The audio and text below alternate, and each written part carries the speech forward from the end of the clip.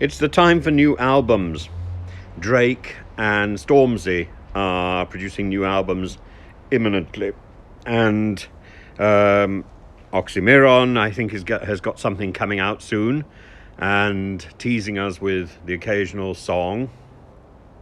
And it just strikes me that we in Britain have not quite adjusted, or at least our political elite has not quite adjusted to the reality that music is music. It doesn't really matter what type of music it is. Highbrow, lowbrow, these things, these distinctions no longer apply, and we need to grow up. And I was thinking of an exchange in the summer between Mr. Raab, who was then Deputy Prime Minister, how things move and how fast they move, and he was attacking Angela Rayner on the opposition side, and it was about her being seen at a production of The Marriage of Figaro, Le Nozze di Figaro, at Glyndebourne, and she may or may not have had a glass of champagne. And the whole idea was about Glyndebourne being this ultra-elite concept. Well, when you go back to The Marriage of Figaro, this was an opera that I directed and designed years ago, and I took it on tour for about 2 years, and it was really very successful.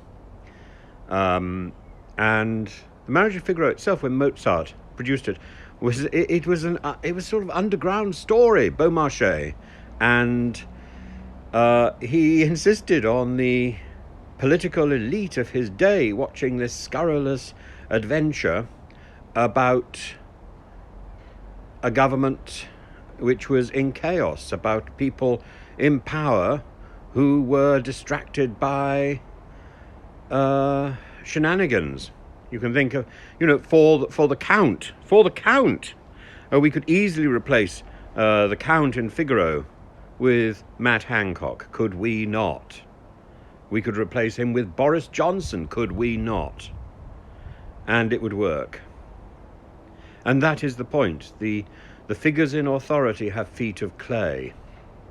And maybe some people in authority don't like to recognize that. Maybe some people in authority think there is music for the privileged and music for the poor. This was not Mozart's intention. Mozart was very clear. Music is music. And I think today we are beginning to recognize that, even if our political elites are being tagged along behind, screaming in defiance. No, music is music. Bravo, Stormzy. Bravo, Drake. And I wait to see what will be in their albums. I'm looking forward to that enormously, and I hope you are too. I'd love to know your thoughts. If you think I'm wrong, please let me know. And otherwise, please let me know what range of music are you listening to. And how do we define this new culture, this new egalitarian music, the music for the new age, which can embrace everything from great opera to great rap, hip hop, to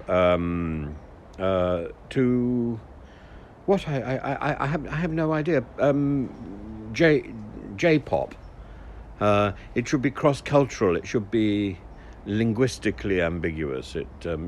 Maybe now, finally, that wonderful piece of nonsense music by I forget his name now. I've done it so often, but that wonderful piece of music, William Walton, Facade. Maybe that's now going to find its place, because in so many ways that anticipates rap, and it has no sense about it at all, and it doesn't pretend to be important music. It's an ephemeral thing, and the ephemeral is important.